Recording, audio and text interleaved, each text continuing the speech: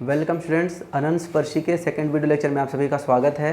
तो आज हम देखेंगे कि यदि आपके पास रिपीटेड m के वैल्यूज़ निकलते हैं तब आप कैसे अनंत स्पर्शी का मान निकालोगे। ठीक है, अनंत स्पर्शी का जो समीकरण है कैसे हम फाइंड करेंगे। तो यहाँ पर आपके पास देखिए फॉर्मूला है if two roots are equal. ठीक है, जब आप m का वैल्यू निकालते हो, यदि कोई भी दो m के मान है आपस में अगर बराबर आ जाते हैं तब आप इस वाले फॉर्मूला का यूज़ करोगे। ठीक है, जो c निकालने का फॉर्मूला होता है ना, वो ये वाला फॉर्मूला से निकालेंगे। ठीक है, देखिए फॉर्मूला किस प्रकार से दिया गया है, c square by 2 factorial five n double derivative. ठीक है, c into five n minus one का single derivative plus five n minus two m। ठीक है, देखिए फॉर्मूला को बहुत आसानी से याद किया जा सकता है। इसको देखो पैटर्न बन रहा है, इसको समझना। 2 फैक्टोरियल है, देखिए पावर 2 है, c का पावर 2 है तो 2 फैक्टोरियल आया है, और जो n का जो सबसे ज़्यादा पावर वाला रहेगा ना n, उसका डबल डेरिवेटिव। ठीक है, 2 बार डेरिवेटिव हुआ है, पावर 2 है, 2 बार फैक्टोरियल लगा है। ठीक है, 2 फैक्टोरियल। वैसे ही यहाँ पर देखिए कुछ नहीं है, मतलब 1 हो गई है, c1 अपॉन 1 फैक्टोरियल और एक बार डेरिवेटिव, और n था तो यहाँ पर n माइनस वन एक कम कर देंगे। ठीक है, थर्ड में देखिए कुछ नहीं है, मतलब c की पावर 0 है अपॉन 0 फैक्टोरियल, और 0 बार इसका अवकलन किया गया, मतलब एक बार भी अवकलन नहीं किया गया। ठीक है, इस प्रकार से आप इसको पैटर्न बना के भी याद कर सकते हो। ठीक है, इसको ऐसा रटना मत, पैटर्न बना के याद रखना। ठीक है, 2 से स्टार्ट हो रहा है क्योंकि 2 रूट इक्वल है। ऐसे ही 3 वाले के लिए भी होता है, उस फॉर्मूला को हम लोग खुद से लिखेंगे। देखिए एक बार और मैं इसको रिपीट कर रहा हूँ, 2 रूट्स आर इक्वल अगर दिया गया है, पावर 2 फैक्टोरियल 2 बार डेरिवेटिव। ठीक है, पावर 1 फैक्टोरियल एक बार डेरिवेटिव, पावर 0 फैक्टोरियल और एक बार भी डेरिवेटिव नहीं करना है। ठीक है, तो इसको सिंपली 5n-2 लिख देना है। ठीक है, इसको ऐसे भी याद रख सकते हो, 2 रूट अगर इक्वल आ रहा है तो n-2 तक आपको जाना है। ऐसे ही अगर आपके पास 3 रूट इक्वल आ जाए, ठीक है, किसी भी इक्वेशन में अगर आपके पास m का 3 मान बराबर निकल रहा है तब आप इसमें फॉर्मूला खुद से बना के देखिए। इसी प्रकार से बनाते हैं, c3 से स्टार्ट होगा, c3/3 factorial 5 triple dash of n m। ठीक है, उसके बाद क्या हो जाएगा, c square by 2 factorial 5 double dash n minus 1। ठीक है, n फिर एक कम कर देना है, ये हो जाएगा m plus c upon 1 factorial, या फिर इसको सिर्फ c ही लिख सकते हो। ठीक है, जिस प्रकार इसमें लिखा जाता है, c 5 dash of n-2 m plus ये हो जाएगा 5n-3 m बराबर 0। तो ये फॉर्मूला हो जाएगा यदि आपके पास 3 रूट बराबर निकल रहे हैं तो। ठीक है, इस प्रकार से आपको सॉल्व करना है। क्लियर है, तो ये दोनों रिजल्ट को याद रखना, दोनों फॉर्मूला इसी से आपका सॉल्व होगा। और मैक्सिमम टाइम जो प्रश्न है ना, उसमें 2 रूट इक्वल आता है तो यही फॉर्मूला मैक्सिमम टाइम यूज़ होता है, ये वाला फॉर्मूला नहीं आता। फिर भी याद रखना, क्या पता एग्जामिनर इस बार इस टाइप का क्वेश्चन दे दे। ठीक है, तो दोनों प्रकार के क्वेश्चन का आपको प्रैक्टिस करना पड़ेगा। ठीक है, तो चलिए कुछ क्वेश्चन का प्रैक्टिस करते हैं। चलिए यहाँ पर क्वेश्चन आपके पास दिया गया है, और ये आपका बहुत ही स्टैंडर्ड क्वेश्चन है और यूनिवर्सिटी एग्जाम्स में भी बहुत बार पूछा गया है। ठीक है, प्रश्न में दिया गया है y⁻³ plus x square into y plus 2xy² minus y plus 1 is equal to 0। इस वक्र का आपको एसिम्प्टोट्स फाइंड करना है। ठीक है, तो सबसे पहला काम हमारा क्या रहता है, सबसे पहले हम n का चुनाव करते हैं। तो देखिए यहाँ पर पावर 3 है, 2 और 1 ये भी 3 है, 3 और 1 मतलब यहाँ पर n की वैल्यू कितनी आ रही है, 3 आ रही है। ठीक है, इसके बाद हम क्या करेंगे, सबसे पहले हम लोग लिखाएंगे 3 डिग्री के जितने भी टर्म्स हैं उनको एक साथ लिखना है। ठीक है, तो ये हो जाएगा y⁻³ plus x square y plus 2xy का स्क्वायर। क्लियर है, अब 3 लिखने के बाद हम क्या करते हैं, 3m निकालते हैं। 3m मतलब क्या होता है, जहाँ पर x है वहाँ पर 1 पुट करना है और जहाँ पर y है वहाँ पर m पुट करना है। तो ये हो जाएगा m⁻³ plus m plus 2m square. Clear है, अब नेक्स्ट स्टेप में हम क्या करते हैं, इसको इक्वेट करते हैं 0 से। 0 से इक्वेट करेंगे तो यहाँ पर m मैं कॉमन निकाल सकता हूँ, तो ये हो जाएगा m का square plus 1 plus 2m is equal to 0। यहाँ से फॉर्मूला बन रहा है m प्लस 1 का whole square is equal to 0। तो यहाँ से आपके पास m का 2 वैल्यू निकल गया, m इज इक्वल टू 0 और m इज इक्वल टू -1 और -1। ठीक है, तो देखिए यहाँ पर m का 3 मान निकल रहा है जिसमें से 2 वैल्यू जो है रिपीट कर रहे हैं। तो देखिए ये जो m इज इक्वल टू 0 है ना, इसके लिए हम लोग वैसे ही प्रोसीड करेंगे जैसे पहले प्रोसीड करते थे, जो पुराना मेथड है वैसा। m बराबर 0 के लिए जो आपको c का मान होता है ना, माइनस ऑफ 5 करके वाला फॉर्मूला लगाएंगे, लेकिन -1 के लिए हम लोग जो अभी नया फॉर्मूला देखे हैं आज उसको अप्लाई करेंगे। ठीक है, तो चलिए जो बाकी चीज़ें को ज़रूरत है उसको लिख लेते हैं। 3 डैश निकाल लेते हैं। ठीक है, अवकलन कर लेते हैं। इसका जब आप अवकलन करोगे तो मिलेगा 3m का स्क्वायर प्लस 1 प्लस 4m। ठीक है, 3 डैश निकल गया। इसके अलावा आपको क्या ज़रूरत पड़ता है, 2 का ज़रूरत पड़ता है।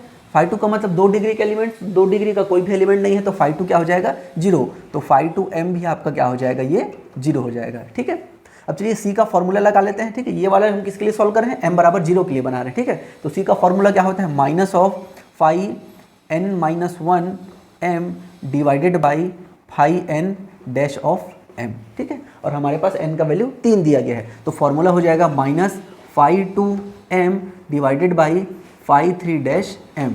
तो यहाँ पर जब आप वैल्यू रखोगे तो ये वैल्यू 0 दिया गया है। ठीक है, यहाँ पर पुट कर दीजिए, फाई टू m का मान क्या है 0 है, और फाई 3 डैश m का मान क्या है, ये 3m इसको ये हो जाएगा 3m square plus 1 plus 4m, और m का वैल्यू 1 रखोगे तो 0 बाई दिया गया मतलब ये 0 मिलेगा।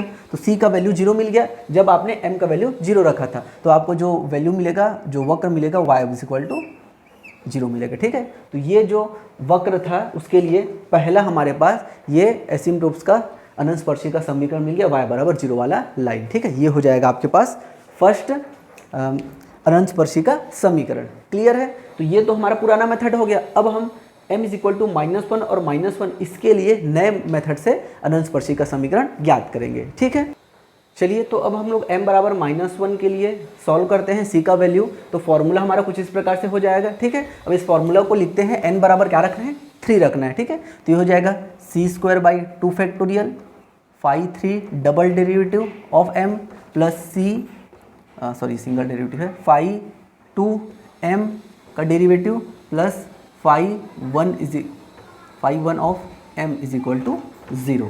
ठीक है, अब देखिए हमारे पास फाई 3 का डबल डेरिवेटिव चाहिए। अभी तक जो हम फॉर्मूला यूज़ करते थे उसमें सिर्फ हमको फाई m रहता था ना, उसका सिंगल डेरिवेटिव चाहिए रहता था, लेकिन अब इसमें डबल डेरिवेटिव चाहिए। तो इसका एक बार और अवकलन कर दो, तो ये हो जाएगा phi double derivative 3 of m is equal to हो जाएगा 6m प्लस 4। क्लियर है, ऐसे ही यहाँ पर फाई 2 का डेरिवेटिव चाहिए, यहाँ पर हमारे फाई 2 निकाला हुआ है, तो फाई 2 डैश निकालोगे तो 0 है, तो ये भी आपका 0 ही मिलने वाला है। ओके, अब फाई 1m निकाला है, फाई 1 का मतलब क्या हो जाएगा, ठीक है यहाँ पर लिख लेते हैं फाई 1 का मतलब क्या होता है 1 डिग्री के एलिमेंट्स, तो ये क्या दिया है -y। ठीक है, और फाई 1m जब मैं निकालूंगा तो मेरे को क्या करना है, y की जगह में m पुट कर दूंगा, तो ये मिल जाएगा मेरे को -m।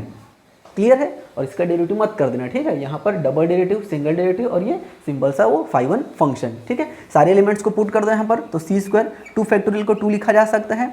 फाई 3 डेरिवेटिव का वैल्यू क्या है 6m प्लस 4, ये हो जाएगा 6m plus 4 plus c into phi 2 का डेरिवेटिव करोगे तो कितना मिला आपको 0, तो ये तो आपका 0 हो गया, प्लस ये वाला वैल्यू हो जाएगा -m इज इक्वल टू 0। ठीक है, यहाँ से 2 को आप यहाँ पर कटा सकते हो, ये हो जाएगा c² 3m प्लस 2 -m बराबर 0। तो यहाँ से अगर मैं c² का वैल्यू निकालूंगा ये हो जाएगा m upon 3m plus 2। Clear है, और यहाँ से अगर मैं c की वैल्यू निकालूंगा तो ये हो जाएगा √m अपॉन 3m प्लस 2। समझ में आ रहा है यहाँ तक? देखो सिंपल से हमको c का मान निकालना था। अब आपको m का वैल्यू पुट कर देना है, m की वैल्यू क्या थी -1 आपको पुट करना है। ठीक है, जब -1 लगाओगे तो यहाँ पर आपको m का वैल्यू निकलेगा, और ये रूट दिया गया है ना, तो इसको वैल्यू को प्लस और माइनस 2 बार आपको लेना पड़ेगा। ठीक है, तो यहाँ पर देखिए c इज इक्वल टू हो जाएगा प्लस माइनस, m की वैल्यू -1 रखना है, तो ये -1 अपॉन -3 प्लस 2, दैट मीन्स ये हो जाएगा प्लस माइनस ऑफ 1 अपॉन, ठीक है, -1 अपॉन -1, दैट मीन्स प्लस -1 हो जाएगा। ठीक है, तो आपके पास यहाँ पर c की वैल्यू क्या आ रही है 1 आ रहा है और -1 आ रहा है। ठीक है, और आपने m का वैल्यू क्या लिया था -1 और -1, तो यहाँ पर से देखिए इसके लिए एक बार लाइन का इक्वेशन लिख लेंगे और इसके लिए भी एक बार लाइन का इक्वेशन लिख लेंगे, तो ये हो जाएगा y बराबर mx प्लस c और हो जाएगा mx प्लस c। ठीक है, तो ये 2 अनंतस्पर्शी के समीकरण निकल गए, और एक अनंतस्पर्शी का इस समीकरण पहले निकला था y बराबर 0। तो इस प्रकार से दिए गए वक्र के लिए ये हमारे पास 3 अनंतस्पर्शी के समीकरण मिल गए। ओके, तो इस प्रकार से आपको प्रश्न को सॉल्व करना है। देखिए जब आपके पास m का सिंगल वैल्यू निकलेगा तो उसको हमको पुराने मेथड से बनाना है, लेकिन जैसे ही मान रिपीट करता है तो हमको ये वाला जो फॉर्मूला है ना उसको यहाँ पर यूज़ करना पड़ेगा, ठीक है। और यहाँ पर ध्यान दोगे तो n का डबल डेरिवेटिव है, जनरली हम लोग सिंगल डेरिवेटिव निकालते थे, n-1 का डेरिवेटिव निकालना है और n-2 भी निकालना पड़ेगा, ठीक है। तो ये सारे टर्म्स आपको निकालने हैं। तो अच्छा यही रहेगा कि पहले फॉर्मूला लिख लो और जो आपके पास n का मान है उसको पुट करके ये वाले चीज़ को लिख लो, ठीक है। और यहाँ से फिर आप समझ लो भाई कि मेरे को क्या क्या निकालना है, जैसे phi3 का डबल डेरिवेटिव निकालना है, phi2 का सिंगल डेरिवेटिव निकालना है, phi1 निकालना है। तो ये सारी चीज़ों को आप आराम से निकाल लेना, ठीक है। तो इस प्रकार से ये प्रश्न सॉल्व होगा। चलिए नेक्स्ट क्वेश्चन आपके पास दिया गया है, यहाँ पर वक्र है x³ plus x² minus xy² minus y³ minus 3x minus y minus 1 is equal to 0 और इस वक्र का आपको अनंतस्पर्शी ज्ञात करें, ठीक है। तो एक बार इसको आप खुद से ट्राई करने की कोशिश करिए, ठीक है। उसके बाद सॉल्यूशन को देखना। तो यहाँ पर सबसे पहले n का मान निकालेंगे, तो n का हायर वैल्यू क्या है 3 3 3 3 और ये 1, मतलब n का मान क्या हो जाएगा यहाँ पर n इज इक्वल टू 3। तो चलिए सबसे पहले हम निकालते हैं phi3 हो जाएगा x³ plus x² minus xy² minus y³, ठीक है। अब हम लोग क्या निकालेंगे phi3m, तो ये हो जाएगा आपके पास 1 plus m minus m² minus m³, okay. अब इसको इक्वेट कर देते हैं 0 से, तो यहाँ पर से हो जाएगा 1 प्लस m, कुछ नहीं है तो 1 कॉमन निकाल लेते हैं, माइनस m का स्क्वायर, तो ये हो जाएगा 1 plus m is equal to 0। यहाँ पर हो जाएगा 1 प्लस m और 1 माइनस m का स्क्वायर इज इक्वल टू 0, तो यहाँ से m की वैल्यू हो जाएगी -1 1 और -1, ठीक है। मतलब आपके पास m का एक वैल्यू 1 आ रहा है और दो वैल्यू आ रहे हैं -1, ठीक है। तो यहाँ पर से देखिए m इज इक्वल टू 1 के लिए ना आप खुद से सॉल्व करना है, इसको मैं बार बार सॉल्व नहीं करवाता, ठीक है। 1 वाला वैसे भी आसान है, हम लोग -1 के लिए सॉल्व करते हैं, ठीक है। 1 वाले के लिए आप खुद से सॉल्व कर लेना, ठीक है। तो फॉर्मूला लिख लेते हैं भाई हम लोग पहले।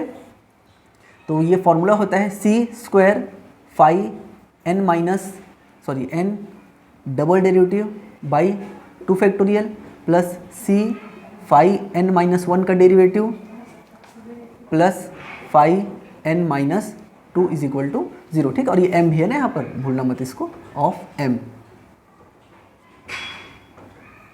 बराबर 0, ठीक है। तो फॉर्मूला हम लोग n बराबर 3 रखते हैं, तो ये हमारे पास फॉर्मूला हो जाएगा c2 by t2 factorial phi 3 double derivative m plus c phi 2 single derivative m plus phi 1 m बराबर 0। ये हमारा रिक्वायर्ड फार्मूला हो जाएगा, ठीक है। अब इस फार्मूला के लिए हमको phi3 का डबल डेरिवेटिव चाहिए, तो पहले मेरे पास दिया गया phi3, इसका सिंगल डेरिवेटिव निकाल लेता हूँ, ठीक है। सिंगल डेरिवेटिव निकालूंगा तो ये हो जाएगा मेरे पास 1 माइनस 2m माइनस 3m का स्क्वायर, ठीक है। अब इसका डबल डेरिवेटिव निकाल लेते हैं, phi3 double dash of m, तो ये हो जाएगा -2 माइनस 6m, ओके।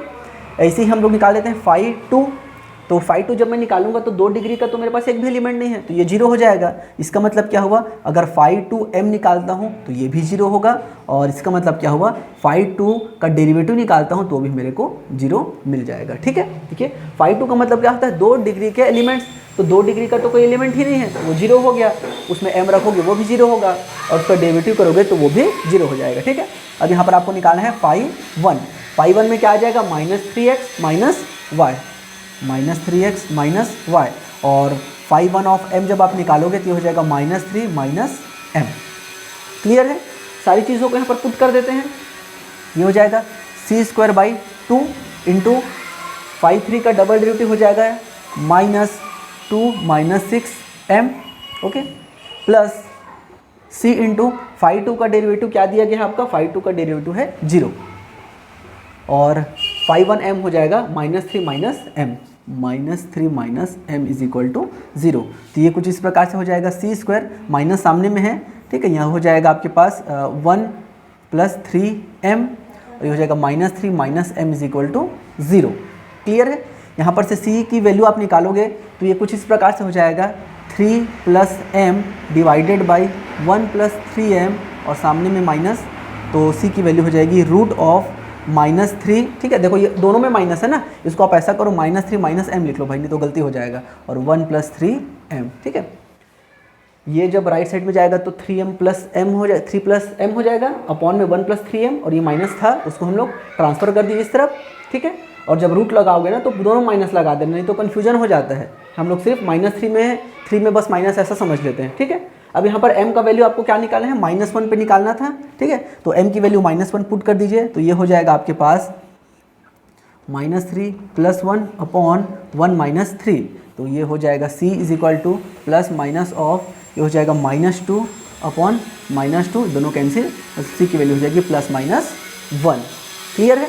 तो c का मान आ गया +-1 और m का वैल्यू क्या था आपका, m का वैल्यू था -1 -1। अब यहाँ से हम लोग लाइन का इक्वेशन लिख लेते हैं, तो y बराबर हो जाएगा mx, तो m का वैल्यू हो जाएगा -x + c, तो एक बार 1 हो जाएगा और दूसरी बार हो जाएगा -x -1। तो ये दो आपके अनंत स्पर्शी के समीकरण हो जाएंगे फॉर m = -1। ठीक है, तो दो अनंत स्पर्शी का समीकरण यहाँ से निकलेगा और एक और निकलेगा 1 के लिए। ठीक है, और 1 के लिए आप इसको खुद से बनाओगे। ठीक है, क्योंकि बहुत आसान है, 1 के लिए कैसे बनाया जाता है आपको पता है, इसको आप खुद से कर लेना। ठीक है, चलिए नेक्स्ट क्वेश्चन आपके पास दिया गया है, यहाँ पर ये वक्र का समीकरण है और इसका आपको अनंत स्पर्शी ज्ञात करना है। ठीक है, फिर से आप इसको अपने आप सॉल्व करने की कोशिश करिए, नहीं बनेगा तो आगे वीडियो को कंटिन्यू करना। ठीक है, तो यहाँ पर देखो n का हायर पावर कितना है, n = 3 दिया गया। ठीक है, पावर 3 पावर 2 दिया गया, मतलब n बराबर 3 हो गया। तो सबसे पहले मैं निकालूंगा 5 3, ये हो जाएगा y⁴ -xy² - x² y + x⁴ 3। ठीक है, फिर निकालूंगा 5 3 m, ये हो जाएगा m⁴ -m² -m + 1। ठीक है, अब इसके बाद हम लोग निकालेंगे, इसको इक्वेट कर देते हैं 0 से, तो ये हो जाएगा आपके पास m² कॉमन हो जाएगा, m - 1 -1 तो m - 1 बराबर 0, तो ये हो जाएगा m² -1 और m - 1 बराबर 0। तो यहाँ से m बराबर आ जाएगा आपका 1 -1 और 1।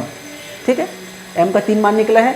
-1 के लिए आप सिंपल जैसा बनाते हो वैसा बनाएंगे जो पुराना मेथड है, और 1 के लिए हम लोग जो रिपीटेड है वो वाला फॉर्मूला यूज़ करेंगे। ठीक है, तो उसके लिए मैं फॉर्मूला लिख देता हूँ डायरेक्ट। ठीक है, आप इसको डायरेक्ट याद रखिए, c² 2 phi double derivative of 3m